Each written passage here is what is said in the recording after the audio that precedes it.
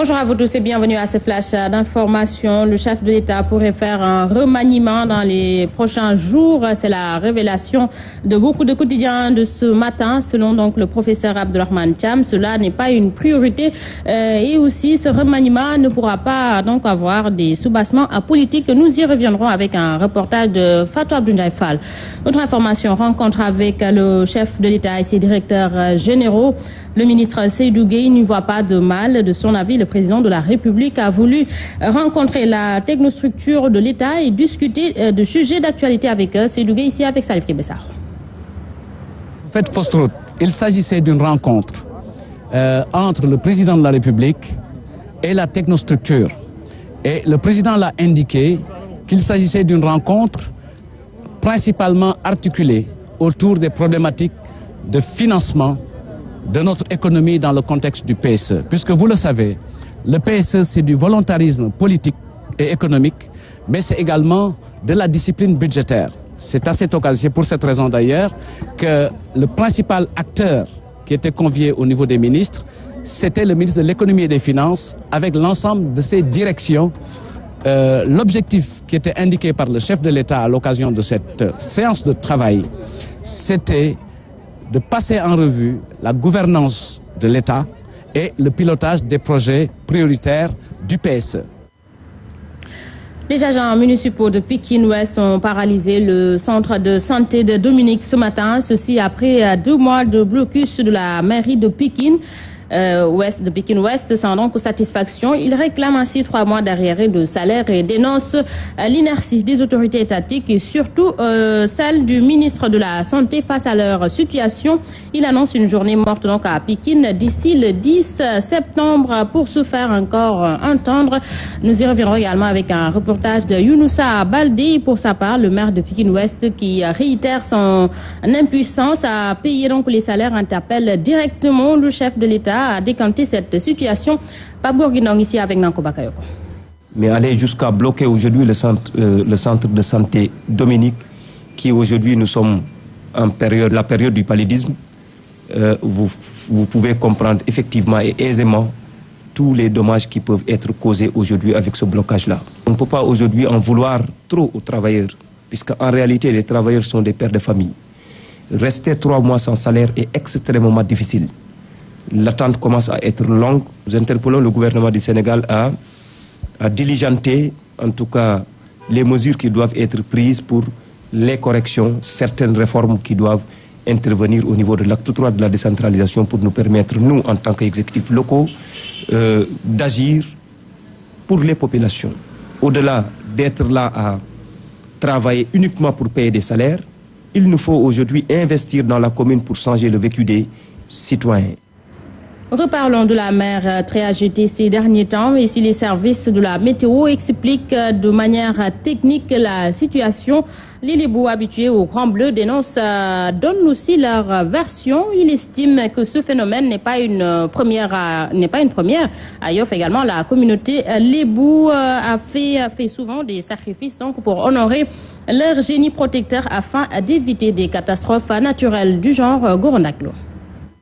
À la plage de Yoff, des pirogues à quai par-ci et par-là, des tentes réservées aux âgés. Ici, la mer houleuse fait l'ordre du jour. C'est les bouts habitués du Grand Bleu tentent d'expliquer ce phénomène. Il y a le cycle hivernal. Bon, ça reflète du côté de Saint-Louis à Yoff. Bon, la mer est beaucoup plus calme. Mais du côté Cap-Manuel jusqu'à Ziguinchor, la mer est beaucoup plus houleuse en période hivernale.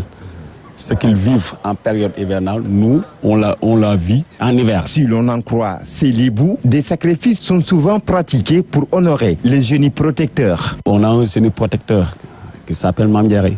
Chaque année, on perpétue à la tradition. On fait des sacrifices.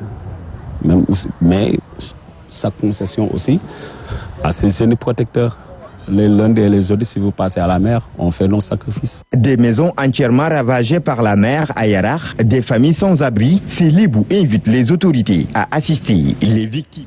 Gorandaglo, des produits pâtissiers et glaciers faits exclusivement à base de produits locaux sénégalais ont été présentés hier dans l'après-midi par des Marocains et selon les standards internationaux, cette innovation contribue à une alimentation saine et va faire la conquête de nouveaux marchés. Se félicite également le ministre du Commerce qui promet plus d'accompagnement. Alioune Sarr ici avec Nedi Menda. Qui a démontré qu'à partir des produits locaux, nous sommes en mesure d'innover et de produire des produits de qualité. Dans un secteur très sensible, qui est la pâtisserie, qui, comme vous le savez, exige des normes sanitaires, mais aussi des normes de qualité. Vous avez vu ici des gâteaux à base de kenkeliba, de café touba, de tigedege, donc des produits locaux qui étaient considérés pendant très longtemps comme étant simplement des produits accessoires pour faire la boisson. On peut créer de nouveaux produits, mais surtout conquérir de nouveaux marchés. Dans un monde de compétition, où ceux-là qui vont gagner sont ceux-là qui vont innover, qui vont créer, qui vont donner de la qualité et qui vont adresser de nouveaux marchés de nos consommateurs. Dans un monde où le consommateur est de plus en plus exigeant et cherche de la qualité, et donc je crois que c'est vraiment un signe d'encouragement. Parlons éducation avec le concours Jigen Titi qui a été donc lancé ce matin. Un concours qui donne aux filles la chance de développer leurs projets sur les nouvelles technologies de l'information et de la communication. Les inscriptions donc démarrent demain 3 août et sera clôturée le 28 plutôt octobre. Annonce donc faite par le ministère des Postes et des Télécommunications à l'occasion d'une conférence de presse ce matin. À ce propos, nous suivons ces explications de Betty Lokhondjaye. Le concours Jigen Citic est un concours pour promouvoir l'entrepreneuriat numérique féminin.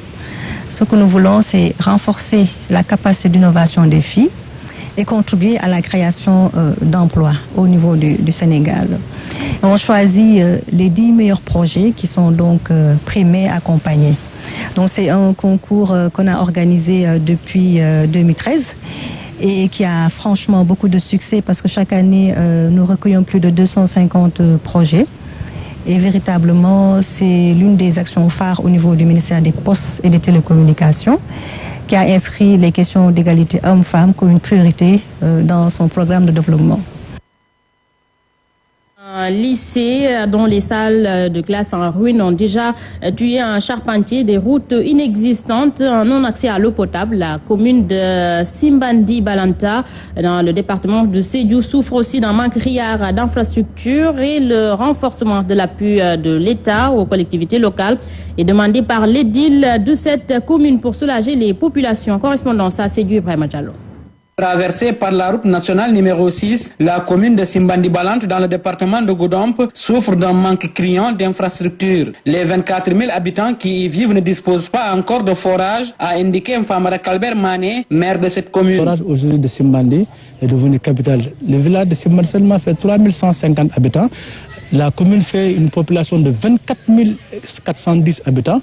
Aujourd'hui, il n'y a aucun forage dans cette collectivité locale. Au lycée, les salles de classe sont presque toutes à terre. Celles qui sont debout menacent ruine avec des murs fendillés du toit au sol. Aujourd'hui, le lycée de Simbandi, vous allez le voir tout à l'heure, le lycée est tombé tout récemment. Le menuisier qui était monté dessus, il est tombé, il est décédé. Donc le bâtiment est complètement en ruine. Et je me demande à l'ouverture, qu'est-ce qui va se passer pour ce lycée-là? Polarisant 41 villages avec certains situés sur la frontière avec la Guinée-Bissau, la commune de Simbandi Balante souffre d'un enclavement qui rend difficile la mobilité. À en croire l'édile de cette commune rurale, la réhabilitation de certaines pistes s'impose. Nous avons besoin encore davantage de pistes pour désenclaver. Il y a la piste d'Atakunda Simbandi, il y a la piste Nterembas qui va jusqu'au poste de santé de Safan. Toutes ces pistes-là, la piste Simbandi Madinapol, c'est des pistes qu'il faut vraiment mettre en valeur. Pour Mfamara Kalber Mané, maire libéral, le président Macky Sall, sans considération de parti, doit aller dans le sens du renforcement des financements des collectivités locales pour faciliter leur autonomisation. Merci à Ibrahima Diallo. À présent, passons à la revue de la presse avec la complicité de Pablo Estibar.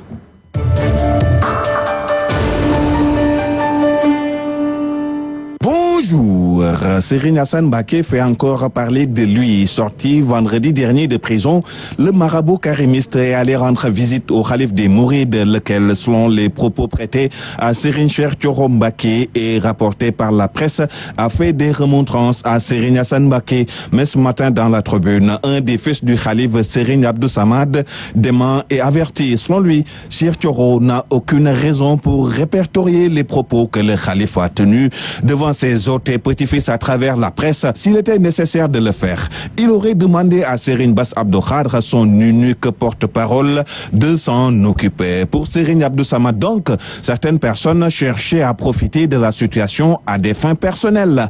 Ainsi, au vu de ces prises de position, la tribune estime que Serigne Assane Mbacké a semé la confusion à tout bas. Oumar Sarr en a-t-il fait de même au palais? Dans tous les cas, il indispose le palais. À en croire l'Observateur. En cause, l'affaire de l'arrêté du préfet déchiré. Mais à ce propos, rapporte l'Obs, le chef de l'État recommande la prudence pour ne pas tomber dans un piège de Oumar Sarr. Une source du journal explique que cette implication directe de l'État dans un procès concernant un responsable d'un parti d'opposition est porteuse d'un enjeu politique certain qui, poursuit encore l'Obs, si le verdict est défavorable au préfet de Dakar, impacterait négativement sur le tableau de l'exécutif national au plus haut niveau.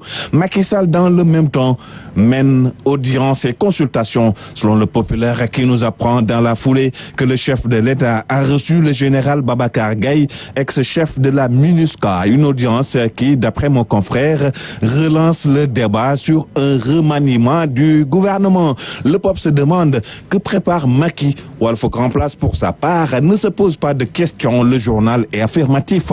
Les choses se précisent. Pour preuve, mon confrère nous informe que le général Babacar Gaye est consulté. Walf Grand Place donne également le nom de ce qu'il qualifie de rescapé du gouvernement de Boun Abdallah Dionne. De quoi qu'il en soit, remaniement ou pas, Leral Askan Wi, lui, plaide la dissolution, car pour son président Oumar Faye, Macky Sall a désavoué les membres du gouvernement en convoquant les directeurs généraux à Popenguine. C'est faire fausse route que de parler de rencontres entre le président et les DG. Tempère Seydou Gueye dans la tribune. Pour le porte-parole du gouvernement, il ne s'est nullement agi de court-circuiter les ministres. Santé avec cette nouvelle qui fera certainement des erreurs. En effet, on apprend avec le populaire que le Sénégal teste un vaccin anti-Ebola. L'équipe dirigée par le professeur Moussa Seydi de l'hôpital Fann, selon le journal, a beaucoup avancé dans la recherche. Les lépreux pendant ce temps souffrent le martyre, car d'après l'enquête quotidienne, aucun lépreux n'a bénéficié de bourse de sécurité familiale ni de carte d'égalité des chances. 10 à 20 personnes sont logées dans des chambres de 4 mètres sur 3. L'enquête décrit ainsi l'enfer des lépreux. Les impactés de l'autoroute Ila Touba ne semblent pas beaucoup plus lotis à une maison indemnisée à 2 millions de francs, là où d'autres propriétaires terriens qui ne sont qu'à l'étape de la fondation reçoivent 4 millions de francs. Ila Touba est donc pour le quotidien, une autoroute de frustration. Restons avec le quotidien qui nous parle de gestion catastrophique de Matarba, le ministre des Sports. Et le journal de nous citer la galère des Lions du basket vécue à Tunis et le faux départ des athlètes pour Brazza. Pour le quotidien, une telle situation de cafouillage et de tâtonnement donne raison à ceux qui soutiennent Mordicus qu'il faut supprimer le ministère des Sports. Bonne lecture à toutes et à tous. Merci à Pabès Diba. C'est avec vous que nous refermons ce flash d'information. À vous tous, merci d'avoir suivi. La rédaction vous retrouve à 14h pour le journal en Wolof et ce sera une présentation de Naï Khadijam. D'ici là, restez avec toute l'équipe de Yendulen, Abba Diallo, Yama à vous l'antenne. Au revoir.